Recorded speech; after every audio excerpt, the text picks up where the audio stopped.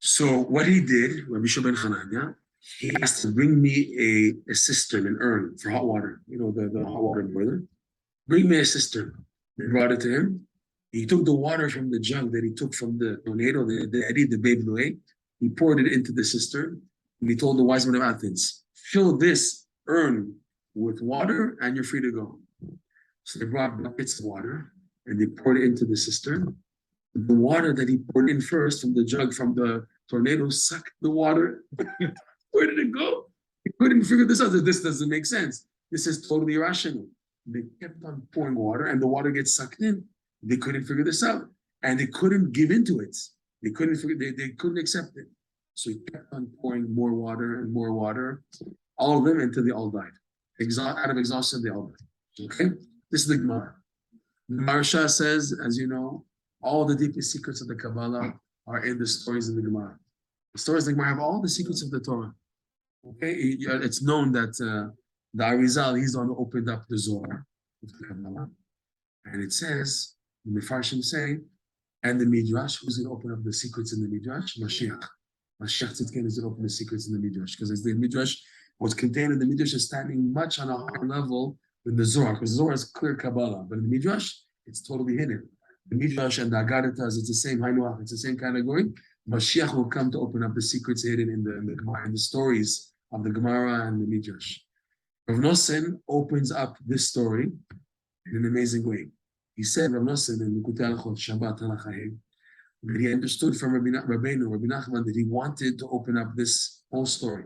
When he revealed in the Likutei Moran secrets of the exchanges, he said it would be fitting to begin to explain the opening of the story and the end of the story. Rav Nosson saw Rabbeinu didn't do it. He said he passed away. Rabbeinu passed away early. So I felt it worthwhile to invest in opening up the secrets in these stories of the Gemara, in all the details. So Rav Nosson goes into every detail. We'll go into a few of them. This idea of him reversing the sandals. What's the idea of the sandals? The sandals correspond to what it says by Moshe Rabbeinu. Shal na'alecha me'al raglecha. When Moshe Rabbeinu came to the Har Sinai, when he saw the sneh, the burning bush, Hashem told him, take off your shoes. The Zohar says on Shal na'alecha da iteta. This is the union of the time of Kedushat HaBrit, the union of the Brit. So Hashem was telling Moshe Rabbeinu to be here, you have to be totally separate from the physicality. No taivis, no tavat at all, totally kadosh with tahor, totally, in order to stand here. So Rav Shimon Hanania switching his sandals, what Nosson says, is the idea that a tzaddik works on himself more and more and more. Rabbeinu says in Chaim Moran that you have several levels of tzaddikim. You have tzaddikim that are stam tzaddikim. You have tzaddikim that are called tzaddikim gemurim. The Gemara says in Masechet Brachot, the difference between a tzaddik stam and a tzaddik gamur is a tzaddik stam still is afraid of potential averot shebe'ado, of averot that he could have done. He's still afraid of that he has a temptation and he has chas shalom. If he's tested too much, he can fall. Tzaddik gamur is not afraid at all. Send me any test, he's super strong, he's passed the test. He compares Rabbeinu and Chaim Moran, these two levels of tzaddikim, to leather. When you buy, like, for example, a brand new leather wallet, you smell it. You smell the leather, right? But the wallet, after you use it for 1 year, 2 years, there's no more leather smell. It doesn't smell anymore. The good leather smell. It went away after a month, 2 months, 3 months. That's it, it's gone. So too, you have tzaddikim that they work on themselves, like to work on leather, to make a wallet, to make something out of the leather. Is like the nimshal of a tzaddik who works on his body. He works on sanctifying his body. But still, there's a smell. The leather still has a smell. He's not a complete tzaddik still. There still has a smell of a nisayon, that if he was detested, he would fall. Okay? But however, you have other tzaddikim, like the leather, that you keep on working on the leather more and more and more. If there's no more smell, you don't smell the leather at all. It went away totally. So you have tzaddikim, they're at that level, totally clean from any taivus of olam hazeh. So now, Rabbi Shimon Hanania, when he saw the enemies in front of him, he said, if I have enemies and I'm afraid to face them, it must mean that I'm not yet a tzaddik gamur. So he switched his sandals, which means, like the idea of working on the ore, the tanning the leather, he worked on his midot more and more and more. And he worked half, and was able to kill the guards on the inside. The guards that were killed automatically. He didn't have to touch them. He didn't have to flick even nothing. On its own, he did a trick. He didn't even touch them, and on their own, they fell. They were killed. And but there's still soldiers on the outside. So what did he do? Again, he switched the sandals again, meaning he worked more in his midot, until the other guards were also killed, wiped out. Okay. And then there's no enemies there, was able to go in. This is how Rav Nosson explains the idea of the sandals. When you go into the story of the Gemara, the center of the universe, there's another point which is amazing, this idea of the water, sucking in the big away the water from the tornado. He says, Rav Nosson, this is the lust for money, avas mammon. The lust for money, you're never satisfied. One has 100, you want 200, you have 1 million. What do people say? When I get the $1 million, I'll stop. I'll go to Kola and I'll start learning all day. And he gets the 1 million. Now he wants, I have a new project, maybe to buy a new house, and everything he wants to do it all of a sudden. It doesn't end. It sucks a person up, sucks a person's life. That was the image you saw of the hands on the head. Is that this ta'ava attacks the brain.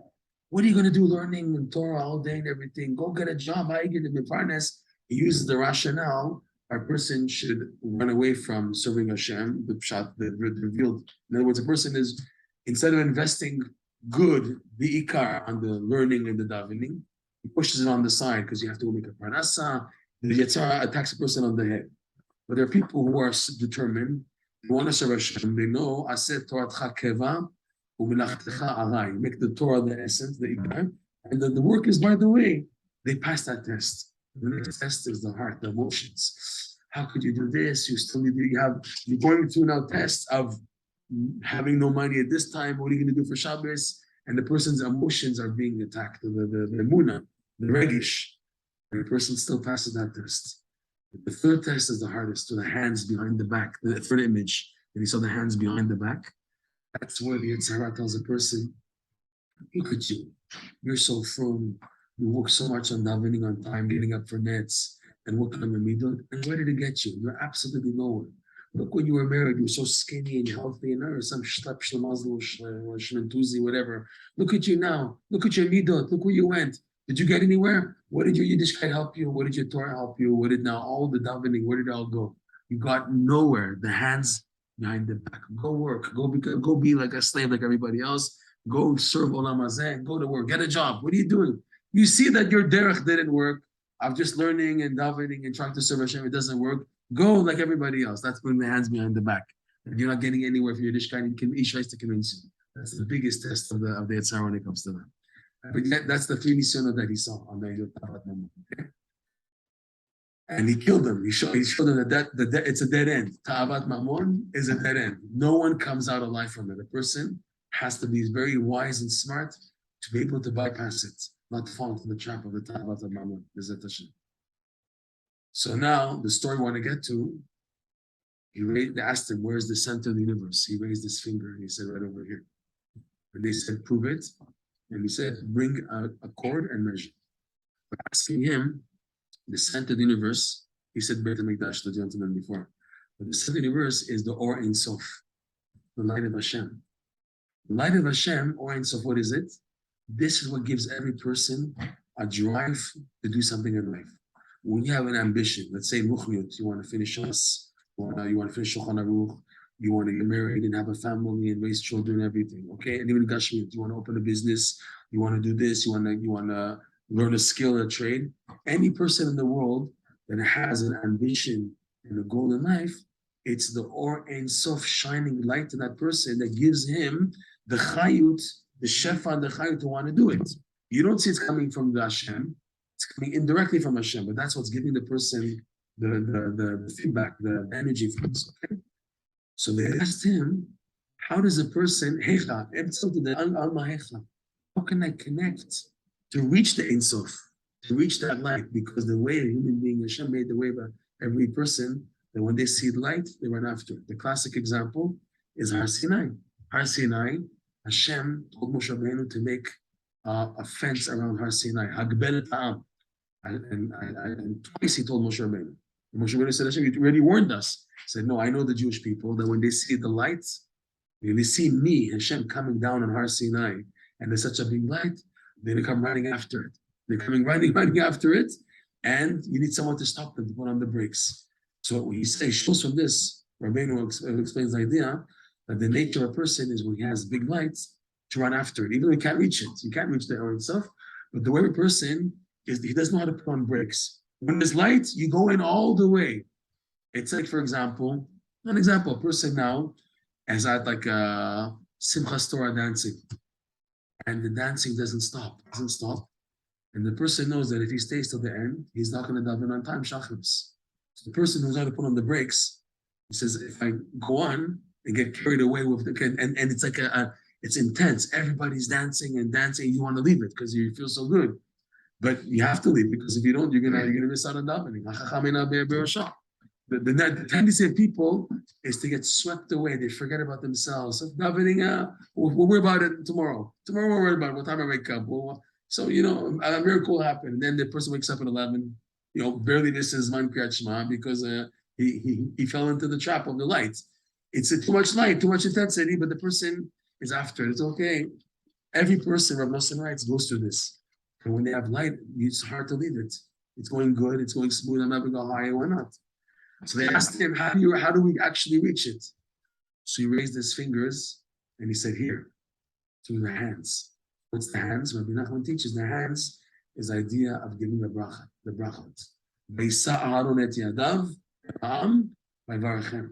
bracha is associated with the hands. In fact, the Zohar says, a yid should never ever raise his hands empty. When you raise your hands, like in Potech et Yadecha Nash or whatever, when davening Hashem help me, make sure you daven with it. Because if you raise your hands empty, the Zohar says something unbelievable. The 10 fingers of a human being correspond to the 10 Asar Mamarot, the 10 utterances of the world, and the 10 Sfirot. And they're shaped like pipelines. The fingers are shaped like tzinorot, pipelines. When a yid raises his hands, the fingers activate the 10 Sfirot automatically. So now, if it doesn't come with a recipient, if you don't say a bracha or a daven, Hashem help me, a bakasha, the shefa comes down and it goes to the klipa. That's why you have on the other side of the hands, the fingers, you have the nails. Negel Wasser in the morning. The biggest tumor of the body is on the hands. So if now you didn't daven or didn't do a bakasha, so it goes Ramak the other side. The Ramak, he points out, this doesn't apply if you're working, you're like putting a hammer, you lift up your arm. We're talking about that, or you have to do something, you're exercising, right? He says it's better when you have to stretch, you have to raise your hands, close your fingers, so don't activate the 10 Sidorot. Don't open your hands, close them. Do your best to close, and fine. But if you're working or doing something, what the Zohar says doesn't apply. If it applies someone, just stam, he raises his hands like that, stam, without a prayer, without a techina, without a bakasha, that's dangerous, okay? So the idea of bracha is associated with the hands. But now what is bracha? What is bracha? When you hear bracha is, chaye, mzone, right? Chaye, bani, mzone, bracha is having, the shenachis, house, parnuse, and everything. The Zohar says the main bracha is what's called birkat hasechel, the bracha of da'at, to know Hashem. Da'at kanita, remember? Da'at kanita, ma chasarta, da'at chasarta, ma kanita. If you have da'at, you have everything. Person has da'at, whatever Hashem sends him, the 50 square meter house, or the little bread and butter that he has, and the hummus, and that's all he has. If he has da'at, he sees that Hashem sends him exactly what he needs. Okay? That Rabbeinu HaKadosh, the Rabbi Yehuda Nasi, and Rav Ashi, and Moshe Rabbeinu were filthy rich because they had the da'at, and the transmission of the Torah was dependent on them. Rabbi Nachman teaches in lesson 60 that big tzaddikim were responsible for transmitting the Torah for all of Israel. They need all the wealth in the world. The ashirut is needed to transmit the Torah. But the chidush is by Moshe Rabbeinu, Rav Ashi, and Rabbeinu HaKadosh, and other tzaddikim who had money, were wealthy. They used it for Am Yisrael. They used it to teach Torah, to bring in a new pathway for the whole world, okay? But it wasn't that, they were successful because they had all this ashirut. That's not the case. Person who has dat, ma chasarta, dat kanita, dat chasarta, ma kanita. So the main bracha is to have sechel, because if you have sechel, you have everything. The Zohar says this is hinted to in the word Baruch. Baruch Bet Resh Vav Chaf. The Tikkun Zohar says it stands for Birchot Rosh, the blessings of the head, the intellect, the mind. Umekor Kol, and this is the source of everything.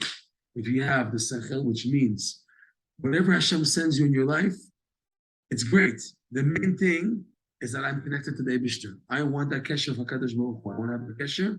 This is the biggest bracha. So he teaches when a person now aims for the Birkat HaSechel, that's how he can perceive the Or Ein Sof. So going back, Rabbi Shimon Hananya raised his finger to say through the fingers, the hands, a person activates the bracha, and the main bracha is the Sechel, and that's the key to perceive the Ein Sof. He said to him, Mi Yemar. Who says? Mi Yemar. Yemar, who says? The word Yemar is also like the word for exchange. Tmuha. Parashat Bechukotai. Ve'im Hamer Yemirenu. Right? There's a switch. It's a switch there. So they asked him, they said like this. In order to reach that level, the person wants the bracha of the sechel, and he has the idea of the bracha activated. A person has to first go down in life. He has to go into a place called Heichal HaTmurot. Heichal HaTmurot, in the Zohar and the Kabbalah, they speak about this. This is where the Yetzer Hara lives. The Yetzer Hara is called the exchange chambers. Why? Because the Yetzer Hara, how does he get a person? He fools him. He plays games. He switches things. He switches Emet with Sheker, Tov with Ra, Tameh with Tahor. He switches everything. If the Yetzer Hara come with you as a Gestapo, Yamach Shemo, and Esav, right, and everything with guns, for sure you're not going to listen to him. So Rabbi Nachman teaches how did the Yetzer Hara come? He comes to a person with a groise Shtreimel, a big face, and a big beard. He comes from the Yiddishkeit itself, because he knows that's how you're going to listen to him. And in that way, he gets a person. In other words, all the frustrations and confusions you have within Yiddishkeit, that's how the Yetzer Hara gets a person. Okay? So they asked him, Miyemar, in order to come to the bracha of the hands, and then to connect the Ein Sof, which is the light, to have this light in your life, you have to first go to extract the Kedusha that's trapped by the Klipot. And if you go in that area, you're in danger zone.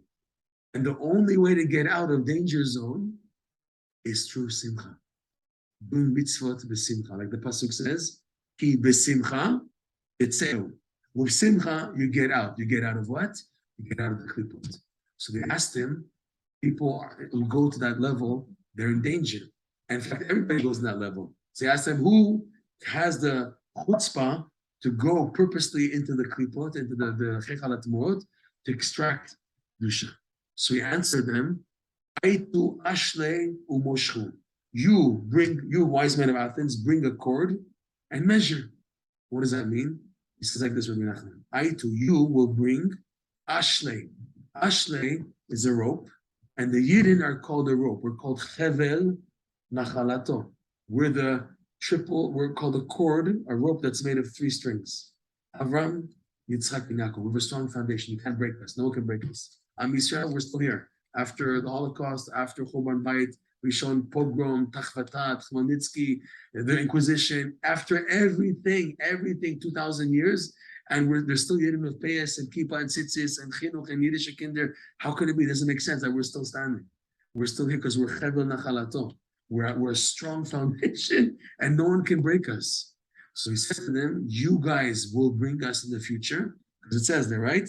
That in the future, the Gemara says, in the future, the Goyim are going to bring the Yidden back to Eretz Yisrael. There's many psukim in these haftaras of the 7 Shabbatot leading up to Rosh Hashanah. You have all these psukim that the Goyim are going to take the Yidden from Lakewood and bring them back to Yerushalayim, Beit HaMikdash and everything. We're all coming back, okay? So he said, Aitu, you guys are going to bring us back. Moshchu, the word moshchu means to measure, medida. The word medida appears in Shmuel Aleph, when David HaMelech captured Moab, and what did he do? He laid them on the ground, and then he measured them. And he said, anyone who passes this measurement will cut off their legs, will kill them. So they all passed the measurement, and David HaMelech killed all of them. So Rabbeinu learns from this that Medidah means to kill the klipot.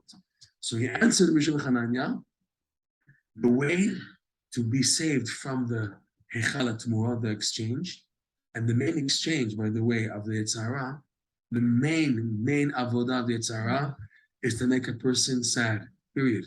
Atzvut is the biggest accomplishment of the Yetzer Hara. Where do we know that from?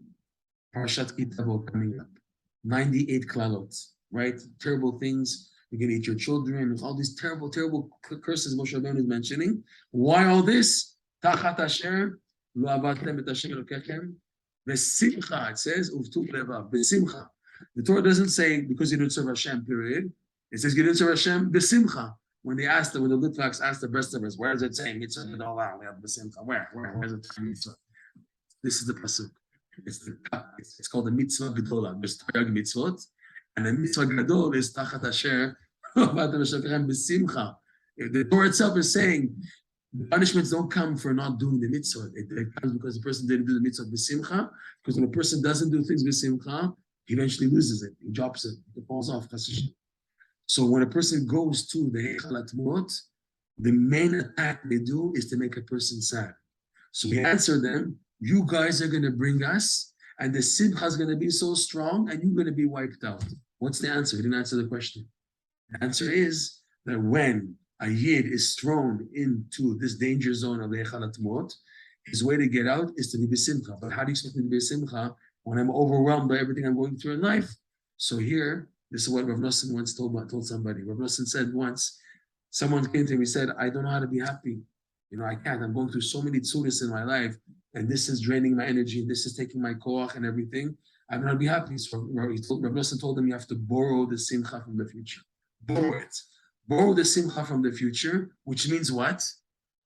When a person is going through what he's going through in life, the difficulties, he sees it bad because he's looking very close. For example, you have you have a phone or something. Okay, it went far, it looks pretty clean. When you look at close, here's a dot here. I see a scratch here. When you want to try to buy something new, you buy a new car, right? What do? You take the what's it called, the microscope, and you're looking for every corner. There's a scratch here. There's here. I'll take off $20 for this. I'll take off $50. I'm not going to buy a used car for that much money. You start looking, examining all the blemishes, okay? Because when you look up close, you see bad. A parent also for child. Why are parents so makpid? Put your pants in, fix your pants, wash hands in the morning. Why is the parent so much on the child? Because he's looking like this. He's so close. He sees only the blemishes. He sees that this is missing, everything is chisaron. The Eitzah Rav Nosson says he's giving here is you have to now make the distance, push away. It looks better, yeah? Yeah, it looks better. It looks better. It looks better. Yeah, I guess it looks nice. Okay.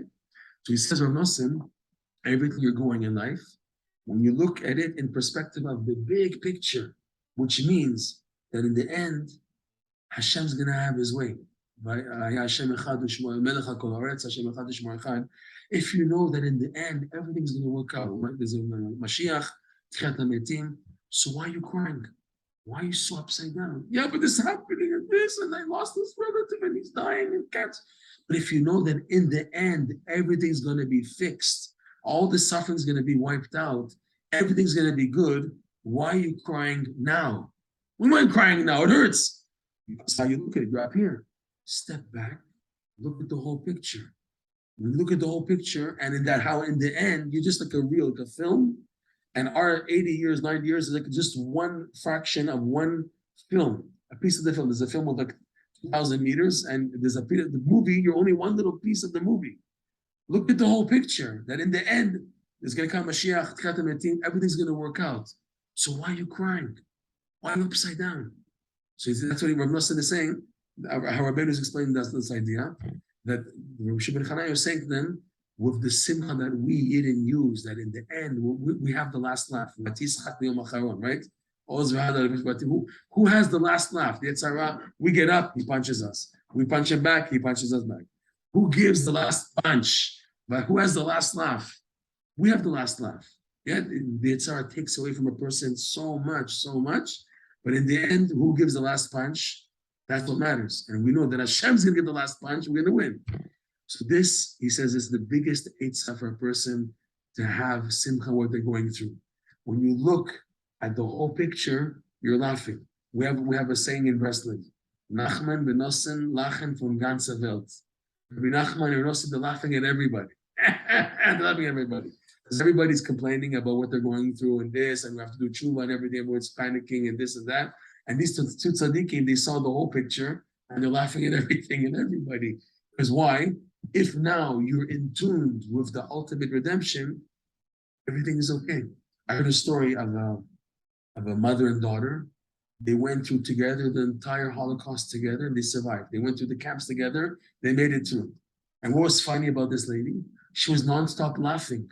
The Gestapo couldn't understand. She's like laughing and laughing and laughing. And they asked her, why are you laughing? He said, because I see the whole picture. And then Hashem is going to win. Hashem's going to win.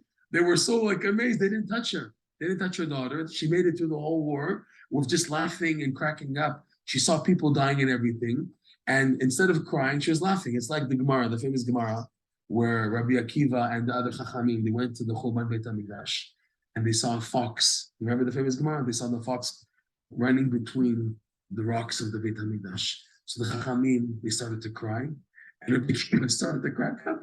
So the Chachamim, they said, what are you cracking up?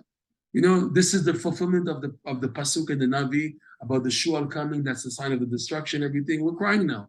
He said, but there's another pasuk of a higher nechama.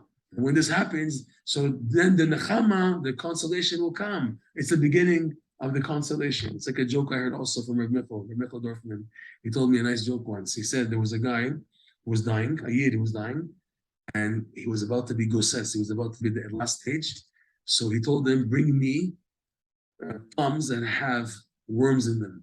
Shazifim im tolaim. Bring me plums with worms. They said, what? He said, yeah, give me to eat. I want to eat now plums with worms. He said, what? I said, why? He said, because in heaven, when they're hitting me, you know, and this is for this, and this is for that, I'm going to punish you. When I know they say, and this is for the worms and the plums, I know this is the end, because they're about to die. It's the end, right?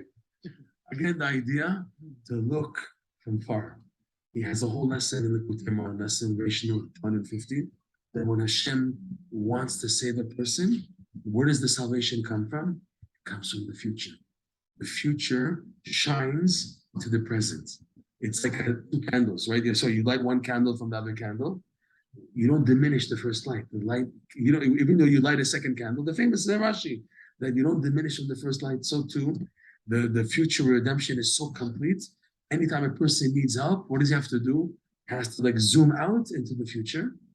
And with this energy of positiveness that he has, he comes back to the present and is able to deal with the problem. The reason why a person is upside down is they get so sucked in to what they're going through in the present. It just swallows you up. So what to do? Don't get in, don't look at it. Don't even pay attention because it's just going to ruin you. You're not coming from a good place. What's needed is to bring in a big light, and then you can go back. All this, shkoyach, fine and dandy. It's all theoretical. What do you want me to do to myself? We're speaking about all these things. The answer is in that Rabbi Yeshua ben Hanania, he raised his finger. They asked him, how do I connect to Ein Sof? What did he do? He raised his finger. He could have said, you know, they asked him, where's the center of the verse? He could have just explained to them, Ayidei Bracho, the idea of the hands. But the Gemara illustrates he raised his finger. What's that idea? And ultimately, who does all this? This is the tzaddikim. Meaning what? You want simcha in your life?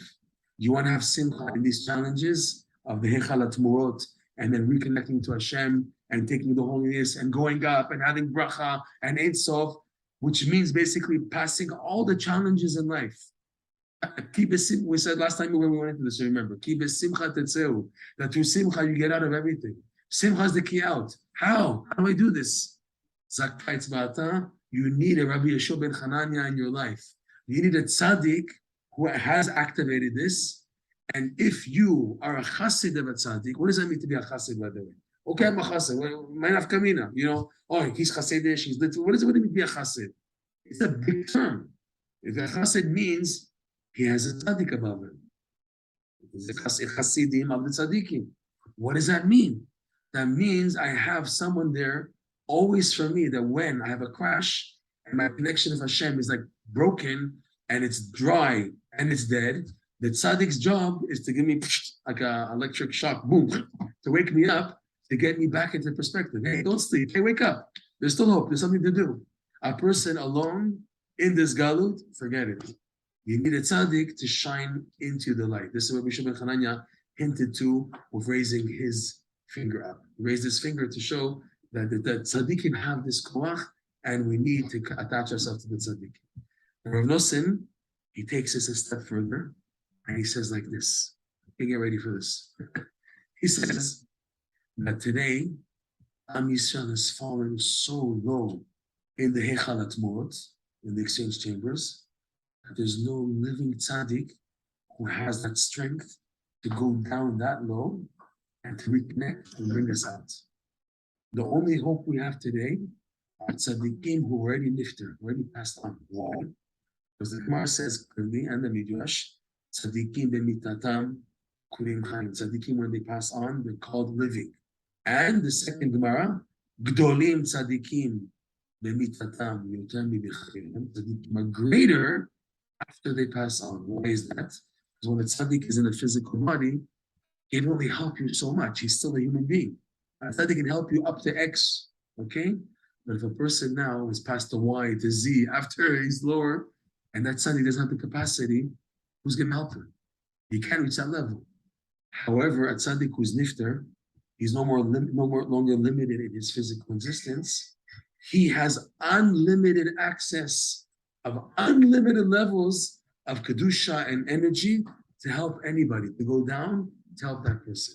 So Nosson writes, today, the main salvation of Yidden is the tzaddikim who've passed on, which is why it's such a big inyan to go to Kibbutz tzaddikim. And he goes into Rav Nosson, how big it is, the idea of Rabbi Shimon Bar Yochai, especially like Bomer. It's such a big inyan to be connected to tzaddikim or nifter, because you're poel so much of these tzaddikim. And what?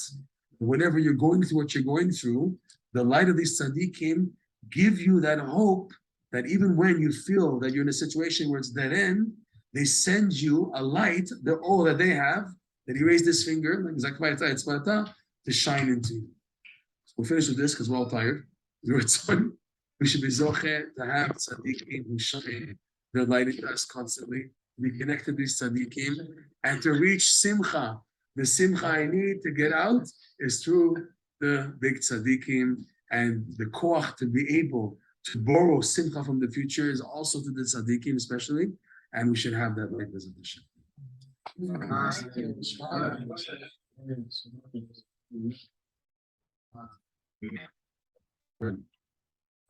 Any questions or something? You want to speak about anything else? A lot of people were listening. You saw that? A lot of fine and nice. Huh? Any questions? One more time. You know, the Gemara says about I need to hear it in the Sephardic Hebrew.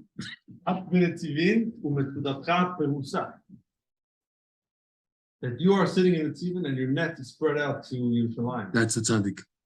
Yeah, the Gemara in about the guy who wanted to have the carbon pesach. Right. Remember that? Right. And he told him to ask for the tail. That's how he got him. Yeah. Right. You're all the way there? Nice. Amazing. I'm saying, you have the viewers all over.